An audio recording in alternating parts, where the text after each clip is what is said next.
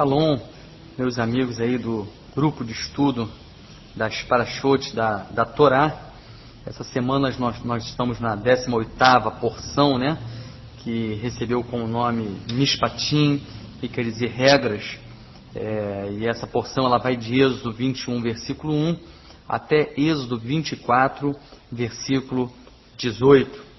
Regras. Nós veremos nessa porção muitas regras que foram estabelecidas pelo Eterno e que Moshe, como um representante, levou essas instruções ao seu povo. E nós vamos ver, dentre todas essas regras, nós vemos muitas regras aqui.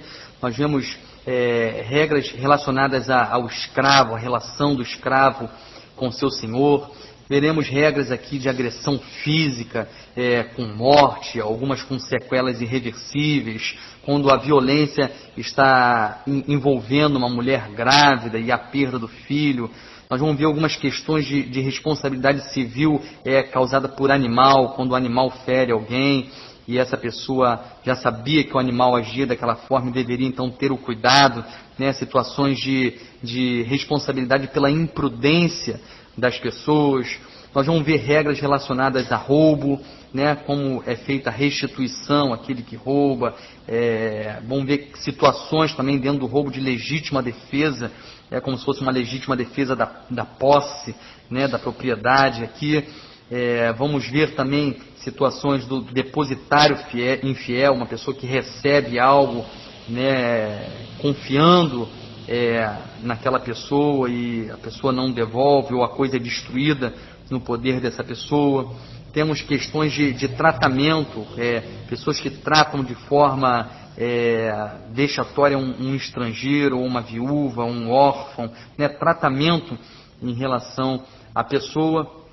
Vão ver questões de juros, né? Cobrança de juros, né? Que não se deve cobrar juros do seu irmão. Então são questões, algumas dessas regras que nós vamos estar vendo aqui, muitas ainda são presentes no nosso dia a dia hoje, algumas talvez estejam um pouco distantes da nossa realidade, até da lei do que nós vivemos hoje, nos dias de hoje, mas todas elas, se nós formos reparar, até essas que estão distantes de nós veremos que a essência da lei, né, a essência, o princípio que está presente, que originou aquela lei, ele continua hoje aplicável ao nosso dia a dia aqui.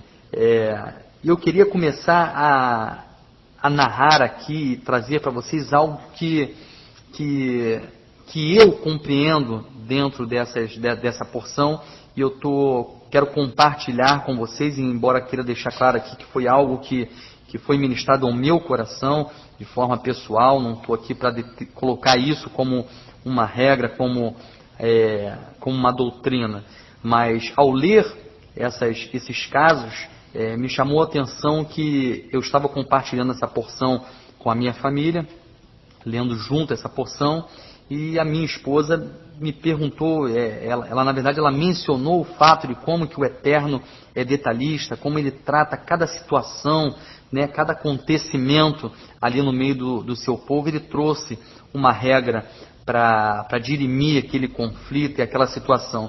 E no momento que ela me falou isso, eu lembrei da porção anterior, a Parashá Yitro, né, Jetro, que foi a 17ª porção. E nós abordamos aqui, nesse nosso grupo de estudo, que na porção anterior, algo que me marcou foi o posicionamento de Jetro diante de Moshe. Quando Jetro faz ele declara que o que Moisés estava fazendo não era bom, mas em seguida dá 3 conselhos ali a Moisés. O primeiro, ele deixou claro para Moisés que Moisés ele precisava entender que ele era um representante de Deus perante o povo. Então que ele deveria pegar as causas, os conflitos de interesse do povo e apresentá-la a Deus, porque Deus lhe traria a solução. O segundo seria que ele deveria ensinar o povo as leis e ensinar o povo também a viver, a resolver os seus próprios conflitos.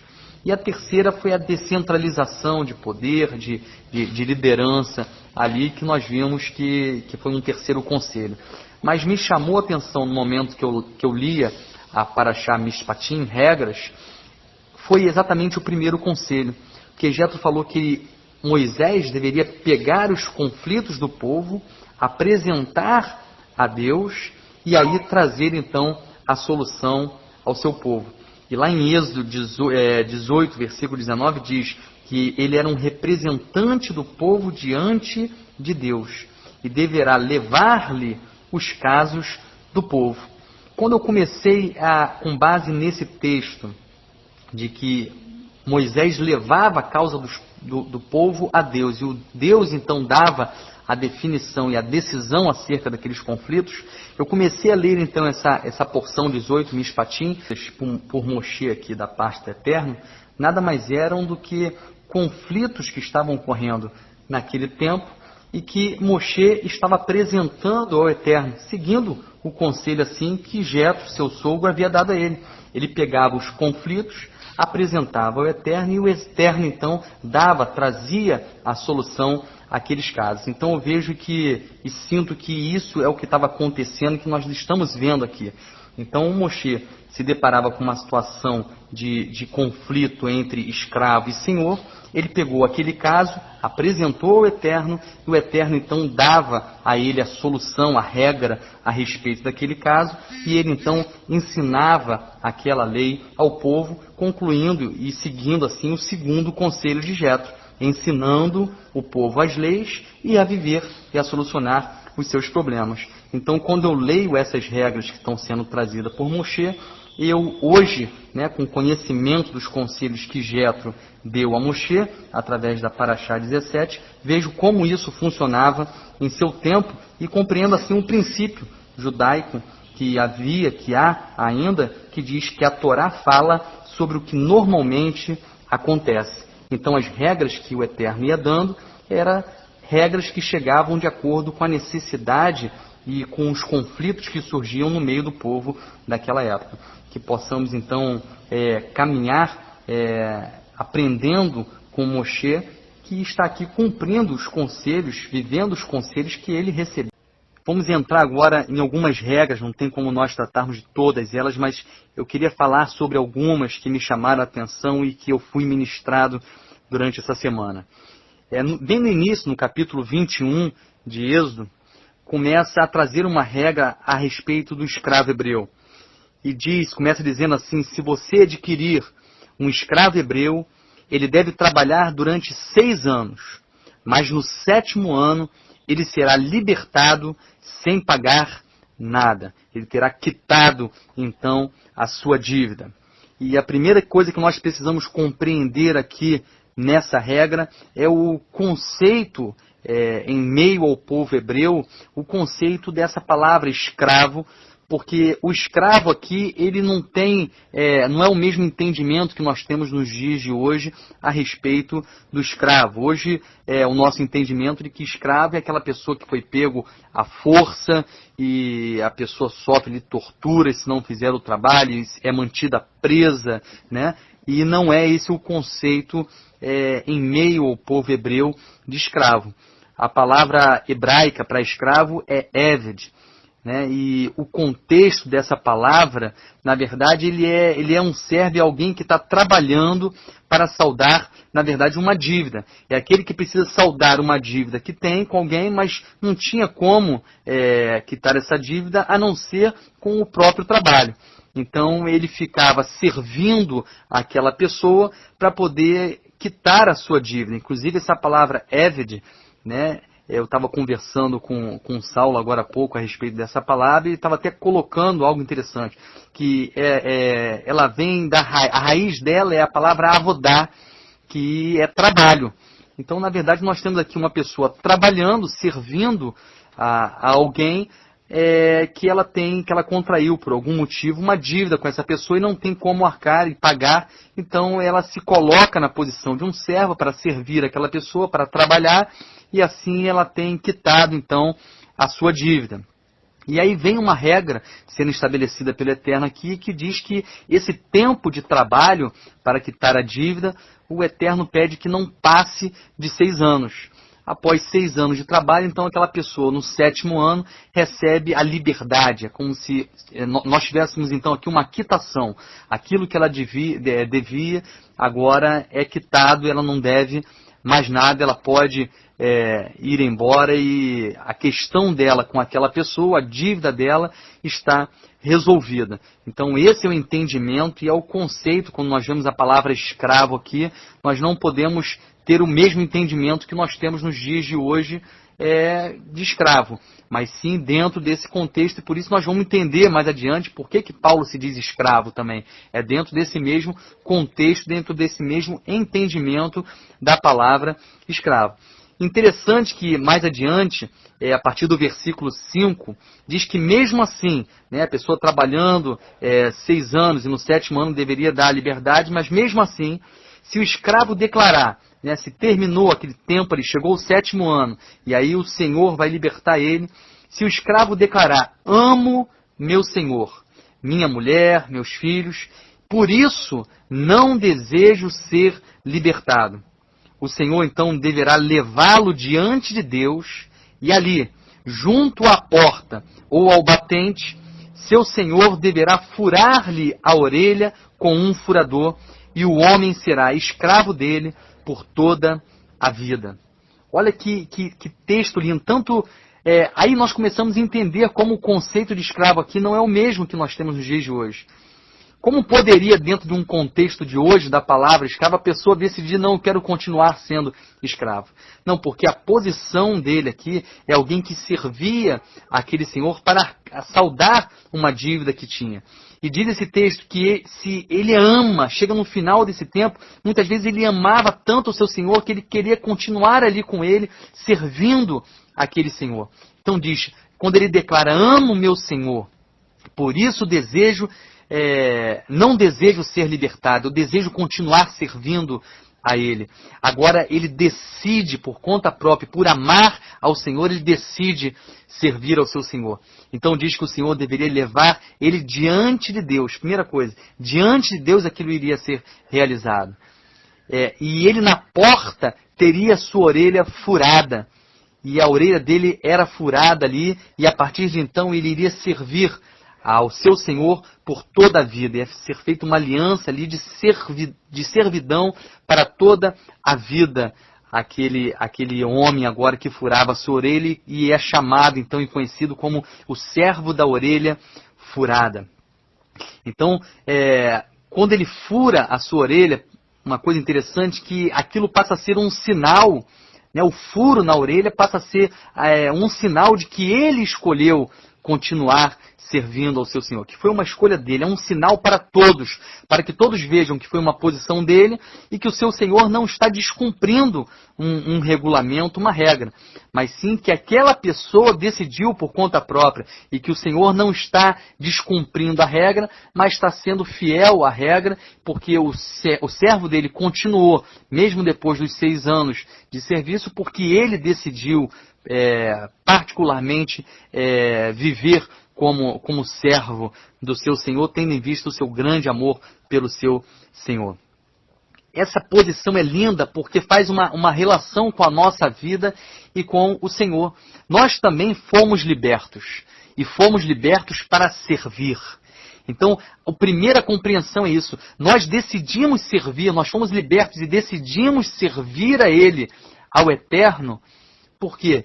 Porque descobrimos esse amor, nós o amamos e o servimos, nos colocamos na posição de servos porque amamos ao Eterno e decidimos, furamos a nossa orelha, carregamos dentro de nós um sinal de que há uma decisão em nós. Nós decidimos servir ao Eterno, por toda a vida. Isso é interessante. Decidi viver, servir a Ele por toda a minha vida. Então hoje, eu sou um servo da orelha furada. Eu desejo que todos vocês descubram esse amor em servir ao Senhor. E serem também servos da orelha furada.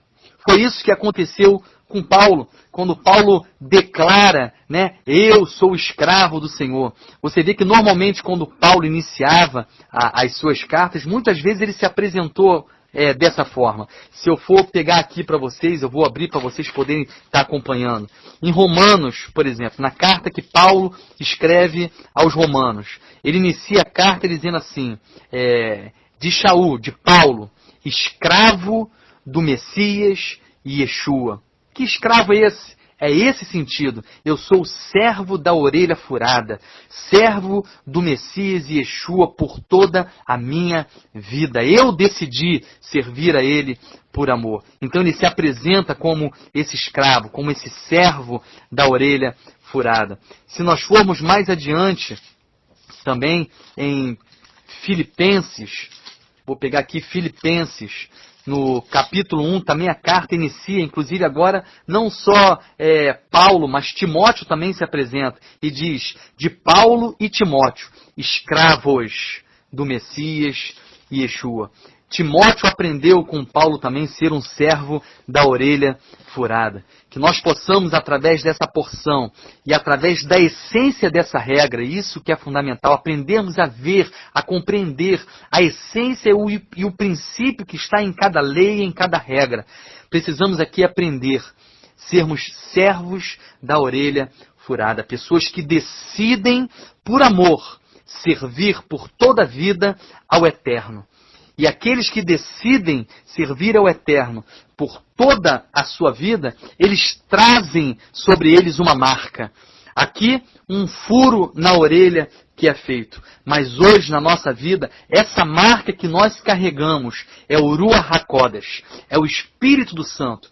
Por isso as Escrituras dizem que o Espírito Santo nos foi dado como um selo. O selo é uma marca que diz quem eu sou hoje nessa terra. Eu trago essa marca. Eu trago a marca de um servo da orelha furada. Eu trago em mim um selo, que é o selo do Espírito, que é o Ruach HaKodesh em mim, demonstrando então a todos que eu decidi ser um servo de Yeshua, um Mashiach, um servo do Eterno. Fomos libertos para servir. Que isso esteja em seu coração. Essa era uma primeira regra que eu queria comentar. Uma segunda regra está no versículo 23 e 24, que diz: no entanto, se algum outro dano for causado, vocês darão vida por vida, olho por olho, dente por dente, mão por mão, pé por pé, queimadura por queimadura, ferida por ferida, contusão por contusão. Muitos pegam esse texto e tentam interpretá-lo de uma forma literal. O que nós temos aqui não é uma interpretação literal. O contexto dessas regras está tratando de indenização. Então, o que está querendo se dizer aqui é que a medida da indenização deve ser a mesma da perda. Então, se a perda sofrida por alguém em um dano foi uma perda, vou trazer para os nossos dias de hoje para você compreender, foi uma perda, um prejuízo que foi gerado, foi um prejuízo de R$100, a pessoa que gerou esse prejuízo deveria pagar exatamente esse valor, R$100, mão por mão, dente por dente, olho por olho. Muitos pegam isso e tentam interpretar de forma literal e acabam interpretando de forma errada, achando que se você sofreu um dano e perdeu uma mão, então alguém tem que vir e cortar a minha mão. Não é esse o sentido, mas sim uma questão financeira, do prejuízo financeiro, a indenização que deveria ser dada ali. Então é uma questão que eu poderia até dizer simbólica aqui sobre indenização, qual a medida deveria ser. Essa questão simbólica também foi relacionada por Yeshua. Né? Se eu for abrir aqui Mateus, para você compreender essa relação que é feita. Em Mateus, no capítulo 18, no versículo 8 e 9. Olha que interessante, como ele usa a mesma figura, a mesma expressão que é usada nessa regra. Em Mateus capítulo 18, versículo 8 e o 9 diz: por isso, se sua mão ou seu pé se tornarem uma armadilha contra você, corte-os e os lance fora. É melhor que você se torne aleijado ou mutilado e receba a vida eterna, que manter as duas mãos ou os dois pés e ser lançado no fogo eterno. Se seu olho lhe for uma armadilha, arranque-o e o arremesse para longe. É melhor que você tenha um só olho e receba a vida eterna, que manter os dois olhos e ser lançado no fogo do Gei Rinom. se nós formos levar isso aqui numa interpretação literal, assim como aquela regra lá do olho por olho, dente por dente, se eu for pegar de forma literal, eu acho que nós teríamos hoje muitas pessoas cegas caminhando pelas ruas, porque muitas pessoas erram e cometem erro por causa daquilo que entra pelos seus olhos. O que Yeshua está querendo dizer aqui, usando de forma simbólica, é que aquilo que está sendo um tropeço para a sua vida, você deve então o quê? Abrir mão daquilo, deixe de fazer aquilo que serve de tropeço. E preste atenção numa coisa, eu compreendo e vejo isso como o que no judaísmo se chama de lei da cerca. É uma cerca de proteção que nós criamos para a nossa vida. Então, o olho é algo ruim? Não, o olho não é ruim. É permitido a todos olhar? É permitido a todos olhar. Mas se o olhar está levando você ao tropeço, você deveria deixar de olhar.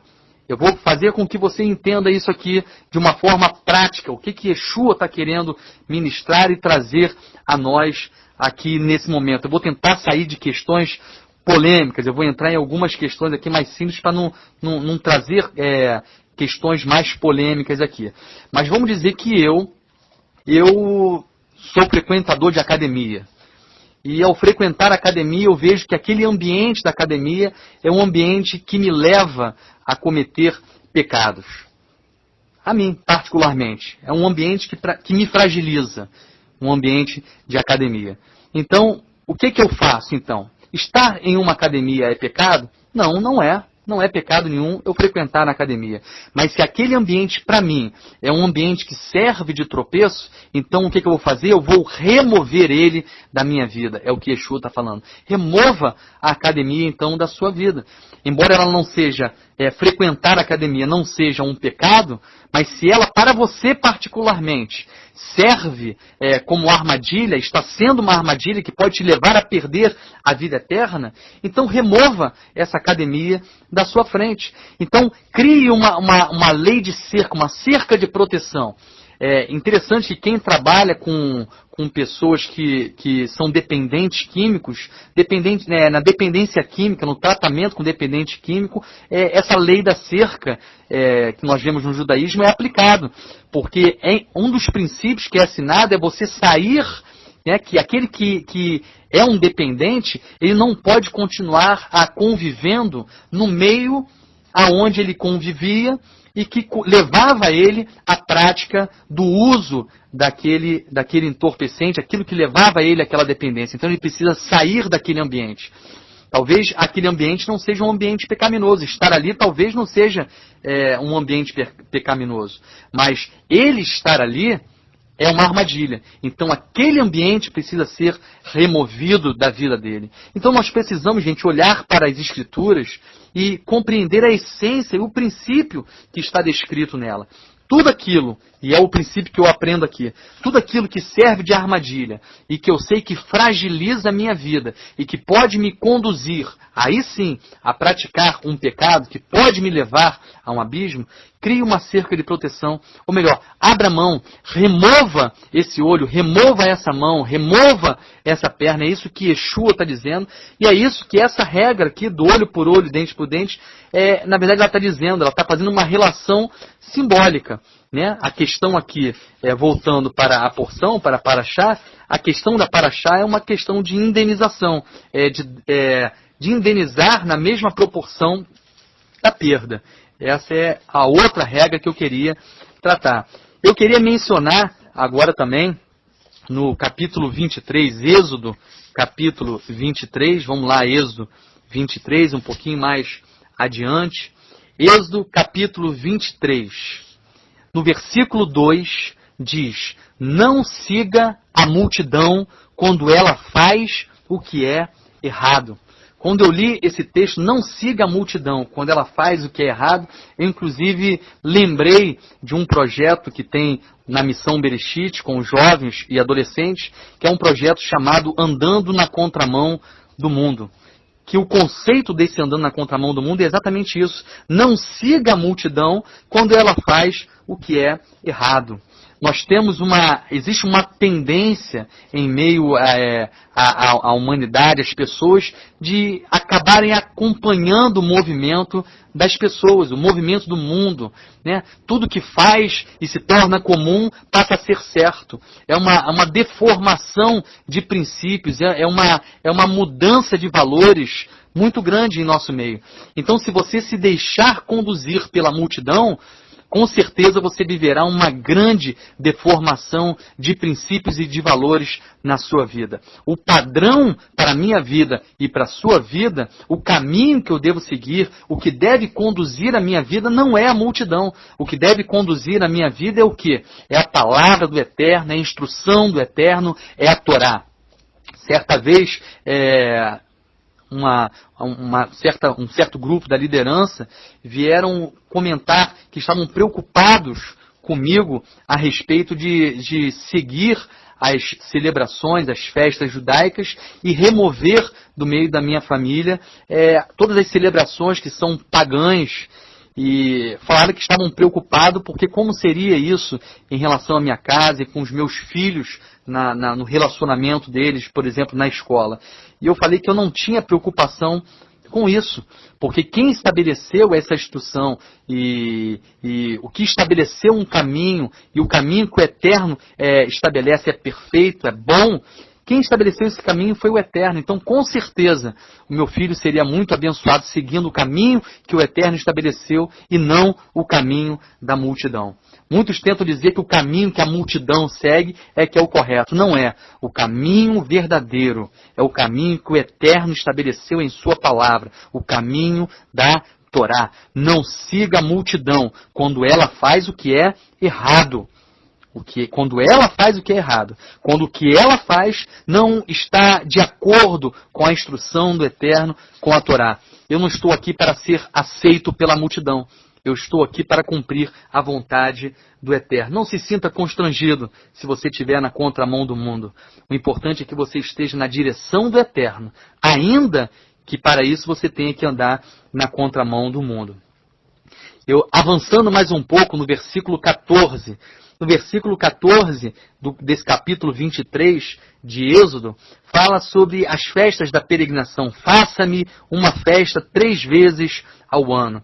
Aqui está se fazendo a menção das 3 festas, chamadas festas da peregrinação, que é Pêssar, né, que muitos conhecem como Páscoa, Shavuot, que é o que nós conhecemos como Pentecostes, e Sukkot, que nós conhecemos como tabernáculo. São as 3 festas chamadas de festas da peregrinação. Eu não vou explicar aqui cada uma dessas festas, porque se tornaria longo demais, mas são 3 festas onde todo o povo hebreu, todo o povo judeu, eles iam a Jerusalém, e lá em Jerusalém, todos reunidos, celebravam essas 3 festas, as 3 principais festas que o Eterno estabeleceu para que o povo estivesse celebrando, e aqui ele faz menção a isso, né?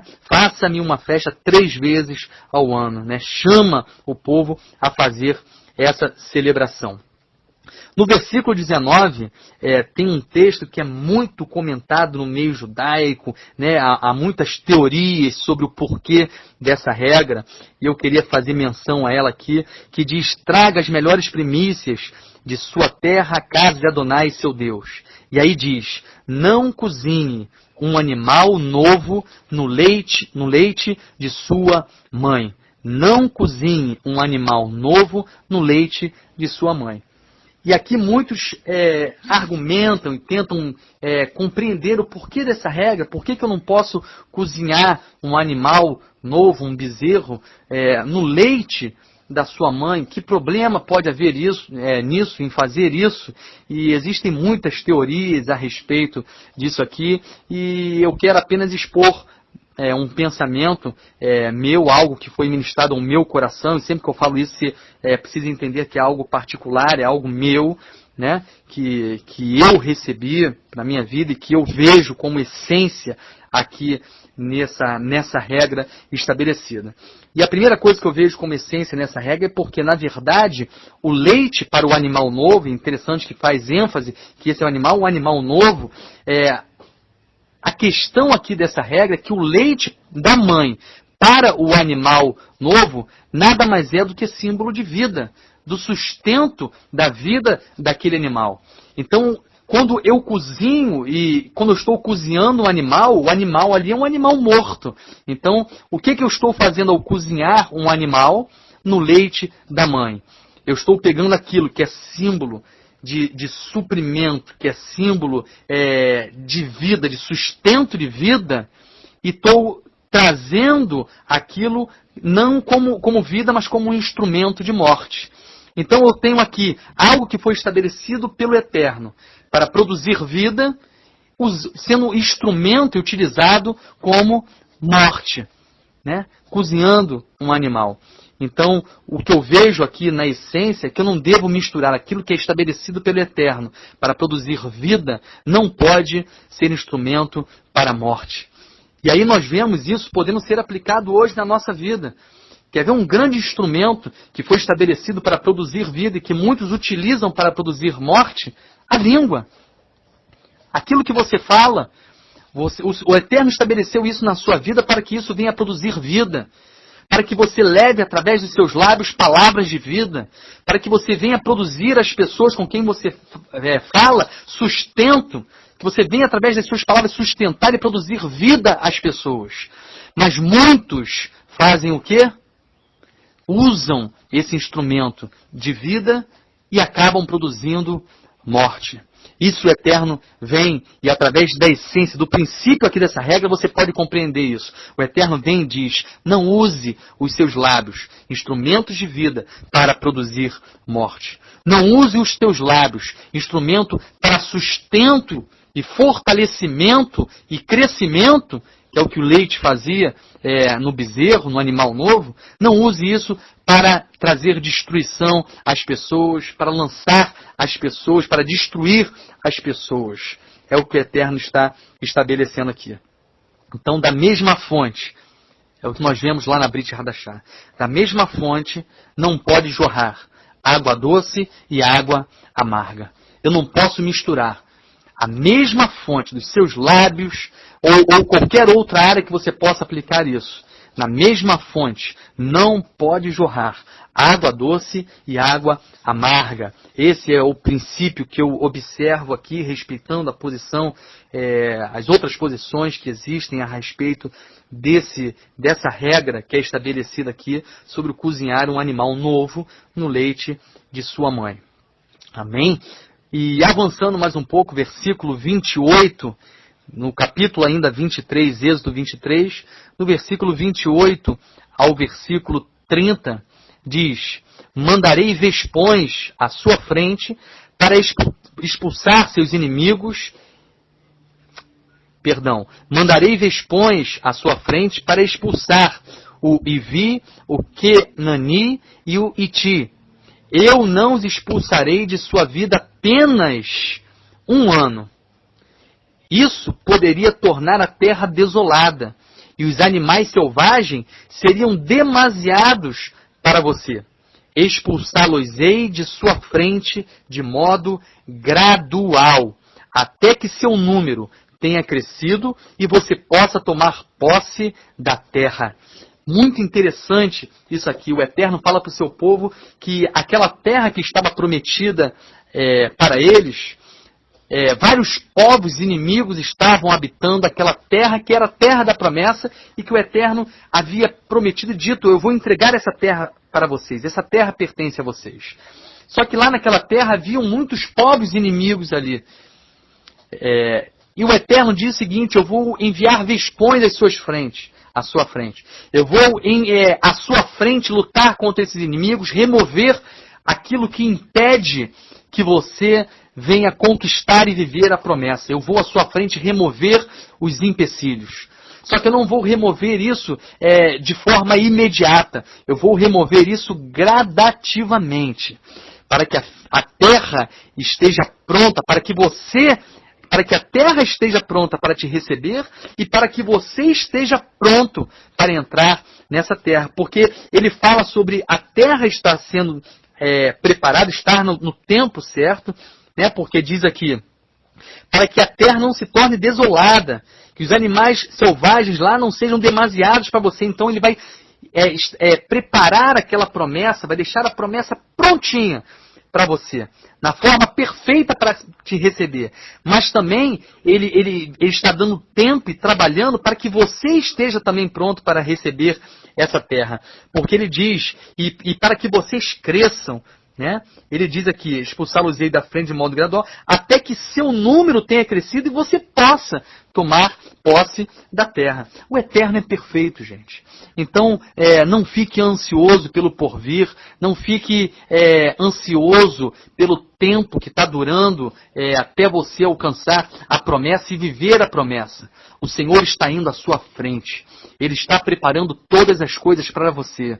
E Ele está nesse tempo preparando você para que você esteja pronto para tomar posse da promessa, para se estabelecer na promessa e permanecer na terra prometida. O Senhor está preparando todas as coisas para mim e todas as coisas para você. Assim vive aquele que confia no Senhor. Precisamos ter emuná, fé, confiança inabalável. É isso que nós precisamos. O Senhor